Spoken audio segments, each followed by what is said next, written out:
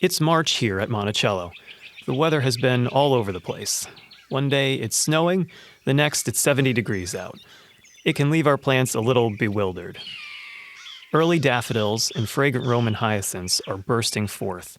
The peach trees have started blooming. Mockingbirds, mourning doves, robins, crows, and red-tailed hawks can be seen and heard on the mountaintop.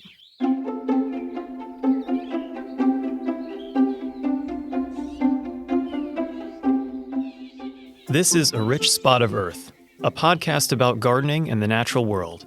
I'm Michael Tricomi, the vegetable gardener here at Monticello, Thomas Jefferson's home in Albemarle County, Virginia. This month, we're going to talk about bare root plants. Our Center for Historic Plants is shipping bare root plants out to customers every day. That's B-A-R-E root, meaning you'll get a plant without any soil around the roots. They don't look like much, but they can give you a head start in the garden. Last month, we talked about winter aconite, crocuses, and daffodils. But this month, we've got a whole slew of new flowers popping up in the forest, along the riverbanks, and in our garden beds. So we're going to continue our discussion of spring flowers.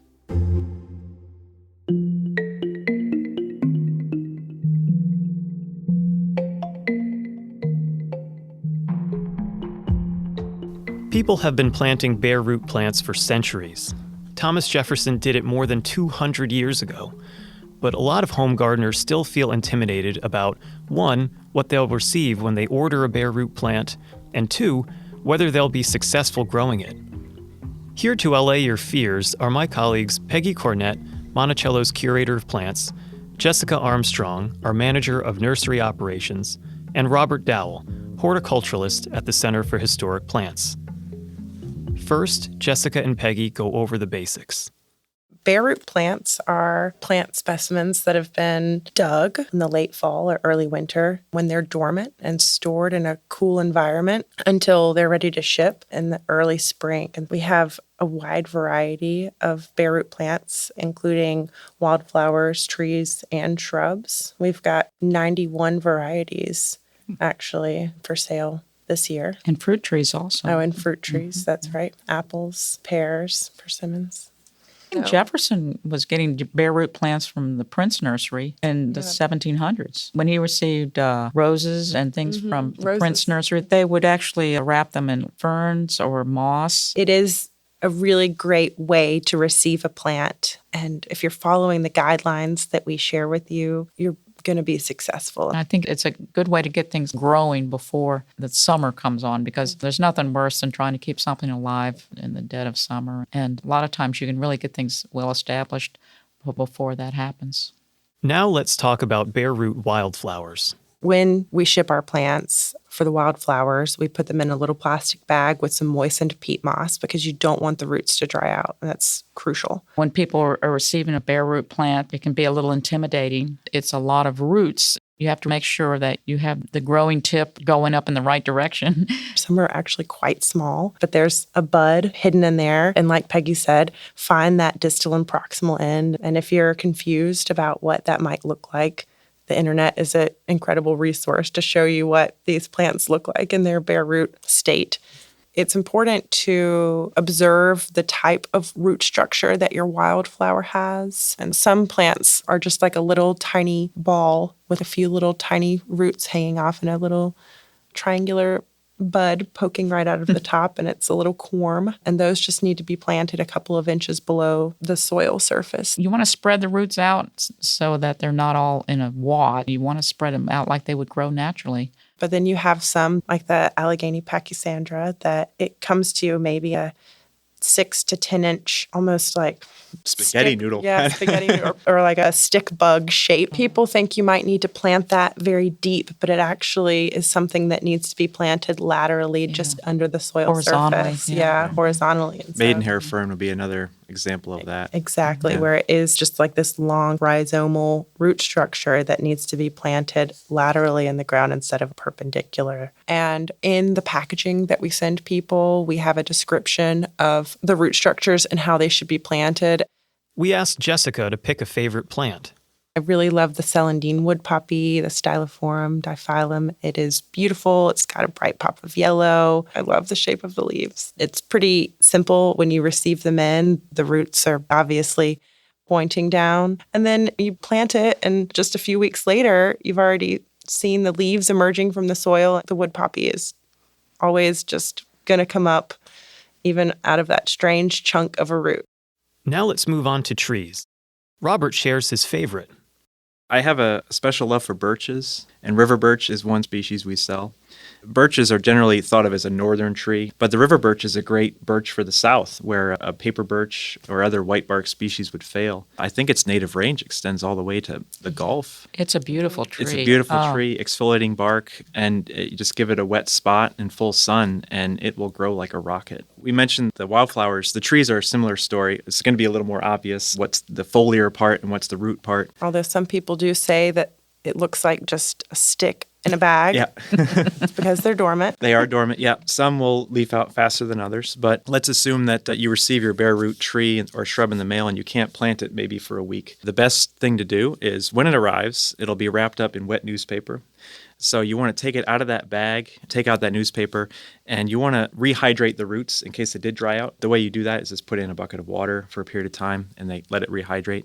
A couple of hours. A couple of hours, I think, would be adequate. And so you can't plant the tree still for another week. You can do a process that's called healing in, which is basically you're taking that dormant plant and you're keeping those roots moist with some easy-to-use material to fill in around the roots, mulch, or just any material to keep them damp and moist. And you want to put them in a shady area, a cool area. And then once you're ready to plant the tree, the most critical aspect is when you're digging a hole for a tree, you want to think more wide than deep, because roots spread out much further beyond the tree than they actually go below the tree. People don't realize that 90% of the tree roots are just in the first couple of feet of soil. It's not like this big, deep taproot that goes down forever.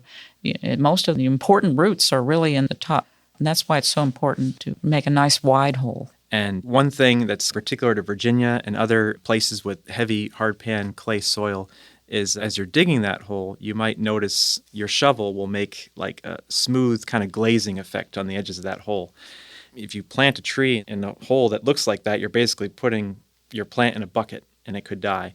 So you want to take your digging implement, whether it's a soil knife or a trowel, and just flake away at that glazing and just give those roots little nooks and crannies that they can penetrate through. And that's the best way to get that tree established. I think also when you get a bare root plant, you can see exactly where the grade of the plant should be.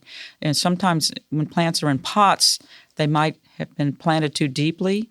And then you get the plant and you put it in maybe a little bit deeper. And for woody plants especially, it's really not good to have plants too deep. And so with a bare root plant, you can actually see that root flare and then the roots begin so that you know exactly the level where you're supposed to plant it. Root flare comes to the soil level. And it is a flare where the trunk begins turning into. If you imagine just walking in the forest and looking at the oaks and beeches, you'll see that natural flaring. That's how they grow in nature. So that's how you want to recreate it in your garden. If you see a tree that looks like a telephone pole coming out of the ground, it's too deep. And you see this everywhere. And then people put mulch around it and make it even worse. So it's not as easy as you think to get a correct siting for especially a woody tree or shrub. Also, I think that a lot of times people may have failure in planting their bare root plant because they dig a hole and followed the rules and planted it, and then they never came back to water it. And so it's really important that you're continually watering these trees and wildflowers as they become established. First year is important. Absolutely. Yeah. Some people think, well, it's going to rain. You need to water it even if you get rain. At the very least once a week. Yeah. Watering will get the soil in a good connection to the roots themselves. We ship a lot of bare root apple trees from the nursery here at Monticello. And if you're fuzzy on plant reproduction, we're going to get into that in this section. It's important to understand if you want to harvest fruit from your trees. We offer between 9 and 12 varieties of apples. We typically offer the varieties that are Jefferson documented, but we also offer newer varieties that have some disease resistance, as a lot of these historic apple varieties don't usually offer a lot of disease resistance. We'd like to let people know, too, that a lot of apple trees need to have a pollinator. We'd like to encourage them to get another apple or a a crab apple that can bloom the at the Hughes same time. crab. A Hughes crab is one of the popular ones that Jefferson grew, and it's actually a cider apple, but it's a beautiful tree, and it's a really good pollinator. It just has a really long bloom time. No matter what the other varieties are, their bloom time will overlap with that one. They need a partner to exchange pollen with. So if you just plant one variety of apple trees, you've planted two trees that are genetic clones of each other, so they're not compatible. So you need to introduce other compatible varieties so that there can be pollen exchange and the fruit gets fertilized, because your ultimate goal is to have fruit production. That's not only apples. It's important to know which plants are either self-fertile or dioecious. Dioecious literally means two houses. Plants that are dioecious have both a male and a female sex within its species. The male plant will create the pollen and the female plant has the flowers. And so the two together will make sure that the female plant produces fruit. We do have it listed on our website which plants are dioecious. Now, last but not least, Peggy shares her favorite plant that we're shipping bare root. I really love the amelanchier, which is a native shrub or tree. It blooms very early in the spring. It's in the rose family. And that's one of my favorites because it has a beautiful flower. It's an interesting history to it because another common name for it is serviceberry. And it's just because in the mountains, it flowers at the time when the soil is soft enough so that you can bury the dead that you've stored over the winter. So you can have services. You can have funeral services. We'll also call it sarvisberry. Sarvisberry, but That's a because you're from colloquialism. Kentucky Yeah. and you're calling it sarvis. Yeah. But anyway, but the other name is shadblow, which it blooms at the time that the shad run in the rivers. And it has a beautiful bark to it, I think. It's kind of a smooth gray bark. And it has fruit that's delicious. Yeah, and it's fruit for edible. wildlife, and people, I guess. But I grew everything for wildlife. Yeah. Beautiful fall color, too. I've Yes. seen service berries with beautiful yellows and oranges, almost as good as the sugar maples. A lot of the tree stewards are really pushing that as a tree for homeowners in the city because it doesn't get too tall. It doesn't grow into your power lines. It's an alternative to dogwood and that kind of a similar sized tree. Here are a few words from some recent Monticello visitors. Then we'll be right back to talk about work we're doing in the garden right now.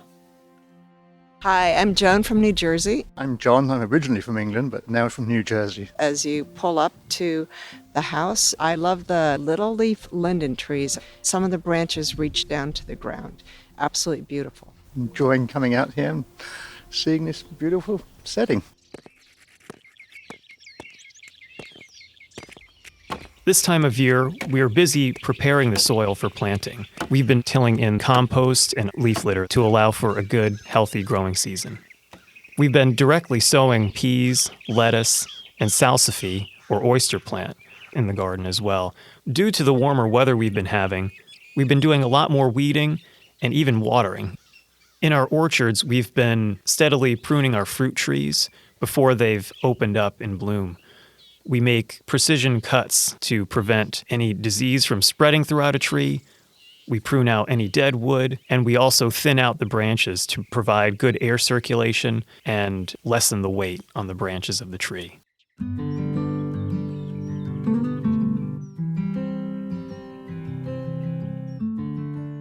Curator Peggy Cornett and flower gardener Debbie Donley are back to talk about 3 spring wildflowers coming into bloom. Here's Peggy with flower number 1. Virginia Bluebell is actually beginning to bloom in the woodlands now. Mertensia virginica is the Latin name, and there are many common names for it. We know it as Virginia Bluebell or Roanoke bells. People in Pennsylvania, I understand, call it brandywine bells, and it is a native plant to the eastern parts of North America. And Jefferson observed them in April of 1766. He was only 23 years old. He didn't know the name of it, so he said it was a bluish-colored, funnel-formed flower in the low grounds. It starts to send up this beautiful, kind of succulent growth in the spring, and the flowers unfurl like a fern almost. And they're blue, of course. And sometimes they're pink, and on a rare occasion, they're white. That's right. We have a few down in the woodlands at Monticello that are pure white, and they're quite striking. It is a woodland plant. It can grow in just deep woods because it blooms before the foliage comes out on the trees. So it's sunny. that warms up the forest floor, and that's when these ephemerals come up. But can also grow in a sunny garden because it goes dormant in the summer. So you have some beds that have bluebells that are out in full sun, basically. Right. Right now in the garden, they're just very deep purple nubbins coming out of the ground, whereas for some reason down at the river in Bluebell Valley, as we call it, they're quite lush. It's one of those plants that you have to suffer through the dying foliage. You can't cut the dying leaves off. They need to feed that rhizome, and it's a good one to be planted amongst your perennials so that the perennials will help hide that ugly foliage that has to stay on the plant until it's quite brown. Debbie mentioned the Bluebell Valley, which is part of our spring wildflower walks, and it takes us down to the Rivanna River. And the bluebells love this moist, rich woodland soil. And so when you walk down there, it's just so lush. I believe Brent of Brent and Becky's Bulbs, I had seen him giving a talk one time, and he showed a picture of Bluebell Valley. And he said that it was one of the best stands on the East Coast. Oh, wow. We're famous for that. That's right. Debbie mentioned feeding the bluebell rhizome. A rhizome is a stem that grows horizontally underground, and the plants shoot up from it. It's where the plant stores food. Waiting to cut the bluebell leaves allows the plant to store more food for the upcoming year. Also, fun fact, you've probably eaten a rhizome before. When you eat turmeric or ginger, the part of the plant that you're eating is the rhizome. Now for spring wildflower number 2.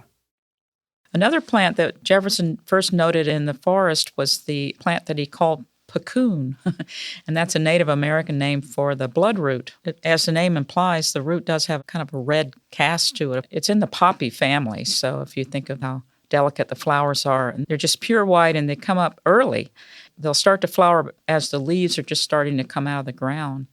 Yes, the flowers really appear before you have too much of the leaves showing. There's some species tulips blooming amongst them that have just kind of mingled together. The Turkistanica. Yeah, it's a nice combination because they're both about the same height in the garden. And the flower structure's pretty different, so that really looks nice together. And once the flowers drop, the leaves are also quite interesting. It looks like mittens almost. The foliage will last a long while. In fact, in the north, it's a bit of a ground cover for a longer period than it is here. I think it will go dormant quicker down in the south.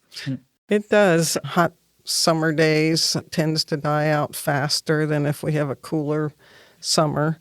But the leaves are so pretty that I like to leave them as long as I can. Yeah, they're different looking than a lot of other things. So Debbie mentioned the Turkestan tulip, which she called a species tulip.